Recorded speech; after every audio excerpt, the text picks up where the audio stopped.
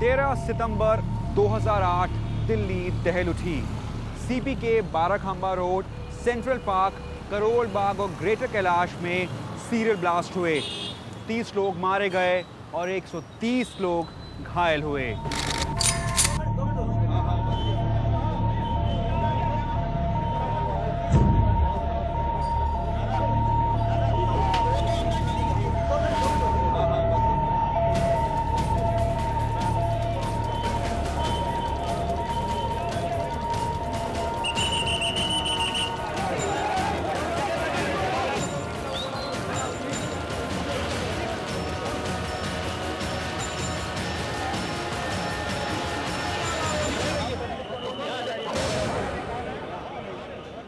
और जांच दिल्ली पुलिस की स्पेशल सेल को दे दी गई।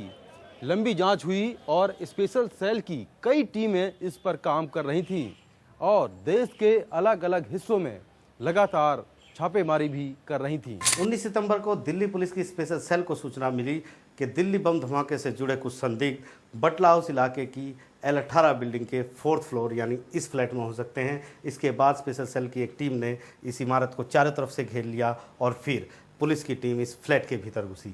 उसी समय इनकाउंटर हुआ। भीतर 2 लोग मारे गए और इस दौरान पुलिस का एक अफसर भी मारा गया। दिल्ली पुलिस ने पूरी मामले की गुत्थी को सुलझाने का दावा किया और पहली बार सीरियल बम धमाकों में इंडियन मुजाहिदीन का नाम सामने आया। 19 सितंबर 2008, समय तकरीबन सुबह 9:30 बजे। दिल्ली पुलिस के स्पेशल सेल की 9 लोगों की टीम अपने लोधी कॉलोनी के यूनिट ऑफिस से निकली। उनकी मंजिल थी करीब 15 किलोमीटर दूर जामिया नगर के बटला हाउस की एक इमारत। करीब 45 मिनट बाद एक और टीम बटला हाउस से निकली, इंस्पेक्टर मोहन चंद शर्मा की अगुवाई में। 11:13 पर पुलिस कंट्रोल रूम को जानकारी दी गई कि बटला हाउस की बिल्डिंग L18 की ऊपरी मंजिल के एक फ्लैट में गोलियां चल रही हैं और एक पुलिस वाला घायल हो गया है।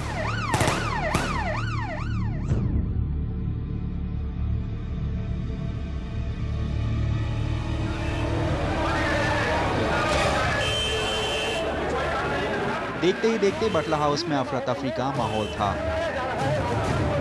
दिल्ली पुलिस ने दावा किया कि जब उन्होंने छापा मारा तो भीतर से गोलियां चलना शुरू हुईं। उनकी तरफ से जवाबी कार्रवाई में 2 लोग आतिफ अमीन और मोहम्मद साजिद मारे गए। पुलिस का यह भी दावा था कि हफ्ता भर पहले दिल्ली के हुए सीरियल धमाकों में ये दोनों भी शामिल थे। पुलिस के मुताबिक 2 कथित आतंकी शहजाद अहमद और आरिस खान भाग निकले। मुठभेड़ के बाद एक और कथित आतंकी मोहम्मद सैफ को गिरफ्तार किया गया। और तब तक ये खबर भी आ गई कि बटला हाउस में छापेमारी करने गई टीम के 2 पुलिस वाले इंस्पेक्टर मोहन चंद शर्मा और बलवंत सिंह घायल हुए हैं। इंस्पेक्टर मोहन चंद शर्मा को बटला हाउस से कुछ ही दूरी पर यहाँ होली फैमिली अस्पताल में भर्ती कराया गया। इस बीच पुलिस ने यह बड़ा दावा किया कि मारे गए दोनों लोग आतंकवादी थे और इंडियन मुजाहिदीन के सदस्य थे। इनमें से एक आतिफ अमीन दिल्ली में हुए सीरियल धमाकों का मास्टरमाइंड था। हमें इंफॉर्मेशन मिली कि one of the key leaders of this Indian Mujahideen group who had organised the bomb blast not only in Delhi but had a key hand in other bomb blast in the country was hiding in Batla house. A team led by Inspector Mohan Chand Sharma, backed up by a team by ACP Sanjeev Kumar Yadav. At about 11 o'clock in the morning, they reached the place of the suspected Bartle House, where fire was opened at them. उन पर firing की गई, 8 गोलियां चलाई गई accused की तरफ से, and Delhi police retaliated by firing 22 rounds. इस ऑपरेशन में Atif alias Bashir, who was one of the main leaders of Indian Mujahideen, was killed along with one Shahid. Both of them are residents of Azamgarh. They were temporarily staying in Bartle House area.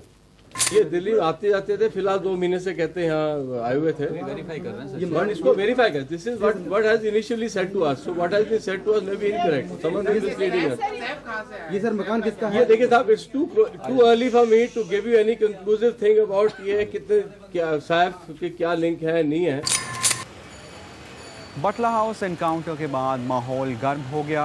Jamia Millia Islamia के छात्रों, शिक्षकों और बटला house के निवासियों ने इस encounter पर सवाल खड़े करना शुरू कर दिया।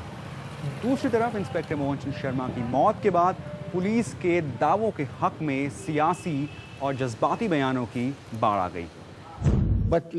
क्या है Batla house, it was so painful, saddening कि क्या है, कोई व्यक्ति जाकर के हमारी रक्षा के लिए कॉमन मैन की अपना मार्टरडम दे तो उसको ये कहना कि तो पुलिस वालों ने मार दिया। बटला हाउस के इनकाउंटर में मैं पहले भी कह चुका हूं, मैं इन्वेस्टिगेशन नहीं कर रहा हूं, इसलिए मैं नहीं कह सकता कि सही इनकाउंटर है कि गलत इनकाउंटर है। इतना जरूर है कि एक लड़के के सिर पे 5 गोली सर पे लगी है। इनकाउंटर में यहां गोली लगना एक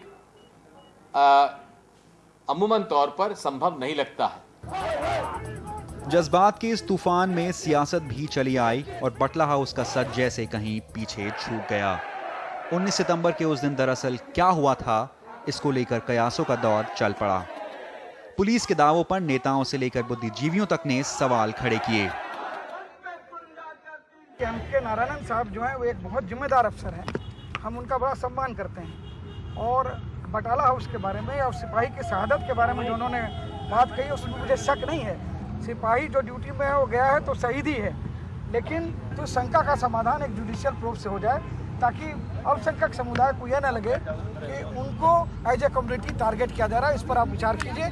यह विचार मंथन के लिए विशेष रूप से सोनिया जी और मनमोहन सिंह जी और अन्य वरिष्ठ नेताओं के पास हम और हमारे नेता मुलायम सिंह छोड़ के आए। राष्ट्रीय एकता परिषद में और सब जगह बटाला हाउस का जो बीच में देख के सभी लोगों ने मामला उठाया है, इस चीज़ को जिम्मेवारी से, और पूरा कंफ्यूजन सोसाइटी में हो रही है। तो इसलिए हमने प्रधानमंत्री जी को भी, होम मिनिस्टर साहब को पहले भी कहा था, ये बात उठ रही है, इसको दूध का दूध पानी का पानी, इसकी जांच हो जानी चाहिए, किसी का इसका जांच करवा लीजिए। जब हम न्यायिक जांच या संसदीय जांच की मांग करते हैं और जब हम सवाल उठाते हैं तो वो लोग क्यों समझते हैं कि हम उन पर संदेह कर रहे हैं। हमें तो बस कुछ सवालों के जवाब चाहिए। एक शिकायत जामिया नगर के स्थानीय लोगों की भी थी। उनके सामने जो कुछ हुआ वो भी दर्ज करने पुलिस नहीं आई, उनसे कोई पूछताछ नहीं हुई है। हमसे अभी तक किसी ने कोई इन्फॉर्मेशन नहीं ली। इवन यहाँ तक कि उन्होंने जो है, जो उस बिल्डिंग में लोग रहते हैं, तो उनमें से किसी भी फ्लैट वाले से, किसी भी रेजिडेंट से, किसी से कुछ नहीं पूछा गया। आज पहली दफ़े मैंने जो यहाँ पब्लिक हियरिंग थी उसमें अपनी बातों को, जो फैक्ट्स मुझे मालूम थे इस एपिसोड के बारे में, वो मैंने रखे हैं और गवर्नमेंट एजेंसी से या किसी से भी कोई हमारे पास नहीं आया। अब एक बड़ा फैसला आना है कोर्ट के जरिए, तो क्या उम्मीद है, क्या सोच आपके दिमाग में क्या है? देखिए, हमें पहले ही दिन से ये उम्मीद थी इसका फैसला जल्द से जल्द आए और कल फैसला आने वाला है और हमें उम्मीद है कि इसमें सज़ा डिस्चार्ज होंगे और किसी भी कारण कोई अगर ऐसा दबाव नहीं रहा तो हमें पूरी उम्मीद है, क्योंकि जहां आप देख रहे हैं ऐसी जगह है कि आसपास और पीछे ऊपर सब जगह पुलिस थी, लेकिन भागने का रास्ता कहीं से नहीं था और पुलिस का तर्क ये है कि शहजाद वहाँ से गोली चलाता हुआ भागा। तो हम ये जानना चाहते हैं कि आखिर पुलिस ने उस वक्त उसको क्यों नहीं पकड़ा। तो ये सरासर झूठी बात है, कोई यहाँ से नहीं भागा और ना ही किसी ने गोली चलाई। लेकिन इन सबसे बेअसर दिल्ली पुलिस के मशहूर स्पेशल सेल ने आने वाले दिनों में जांच में कई दावों की छड़ी लगा दी।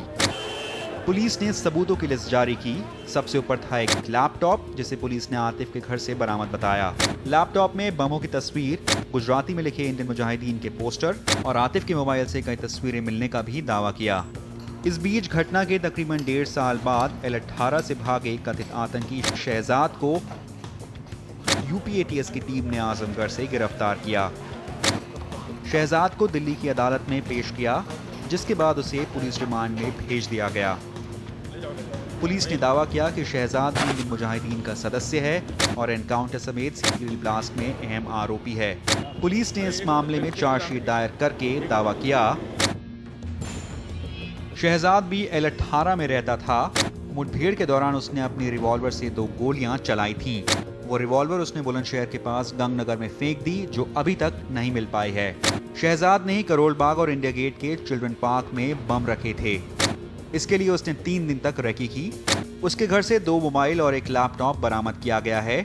उनमें से एक मोबाइल से शहजाद बटला हाउस कांड में मारे गए आतंकवादी आतिफ अमीन से बात कर चुका है और L18 से शहजाद का एक पासपोर्ट भी जब्त हुआ है। इसमें जिस तरह की एविडेंस कलेक्ट की है, चाहे वो फॉरेंसिक एविडेंस है, साइंटिफिक एविडेंस है, शहजाद को मौके से पूरी तरह से कनेक्ट किया गया है। तो जो पॉसिबल एविडेंस हो सकती थी दिल्ली पुलिस ने और काफ़ी अच्छे सबूत इकट्ठे किए। किस तरह के ठोस सबूत आपको लगते हैं जिसकी वजह से जो कन्विक्शन है वो हो सकता है? देखिए, बेसिक होता है कि he escape from the scene of encounter, तो उसको उस मौके पे वो वहाँ पर मौजूद था, उसको कनेक्ट करना ज़रूरी है। लेकिन शहजाद के वकील ने कोर्ट में बहस के दौरान पुलिस के सारे दावों को खोखला बताया। उनके मुताबिक मुठभेड़ के दौरान शहजाद के L18 में होने के कोई पुख्ता सबूत नहीं हैं।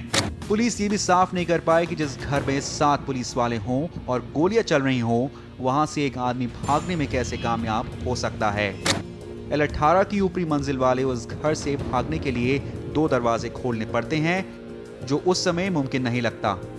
घर के नीचे तैनात पुलिस की दूसरी टीम ने किसी को भागते नहीं देखा, न ही किसी अन्य आदमी स्थानीय निवासी ने किसी को भागते हुए देखा। शहजाद का जब्त किया पासपोर्ट 2007 में ही एक्सपायर हो चुका था। फायर हुई गोलियों की फॉरेंसिक जांच से साफ हो गया कि उनमें से कोई भी रिवॉल्वर की गोलियां नहीं थीं। स्पेशल सेल की टीम ने पुलिस के अलावा किसी और व्यक्ति को गवाह नहीं बनाया। सवाल और भी हैं, ये पूरा मामला सिर्फ एक केस की सुनवाई का नहीं रह गया है। इससे ये अहम सवाल भी जुड़ गया है कि हमारी लोकतांत्रिक व्यवस्था में इंसाफ की कितनी गुंजाइश बची है। और अब गुरुवार को दिल्ली की एक अदालत इस मामले पर अपना फैसला सुनाएगी। कुल 5 लोगों के खिलाफ मुठभेड़ का मामला दर्ज हुआ। इनमें से 2 आतिफ अमीन और मोहम्मद साजिद की मौत हो चुकी है। आरिस खान अभी तक फरार है। मोहम्मद सैफ अहमदाबाद जेल में है और शहजाद दिल्ली में। ये साफ करना ज़रूरी है कि ये मामला बटला हाउस मुठभेड़ के सही या फर्जी होने का नहीं है, बल्कि इस बात का है कि क्या दिल्ली की तिहाड़ जेल में बंद शहजाद इस मामले में यानी इस पूरी मुठभेड़ में शामिल था या नहीं। बेहद ज़रूरी बात है, क्योंकि अगर पुलिस के दावे शहजाद पर सही नहीं टिकते तो उनके और दावों पर भी आगे सवाल खड़े हो सकते हैं।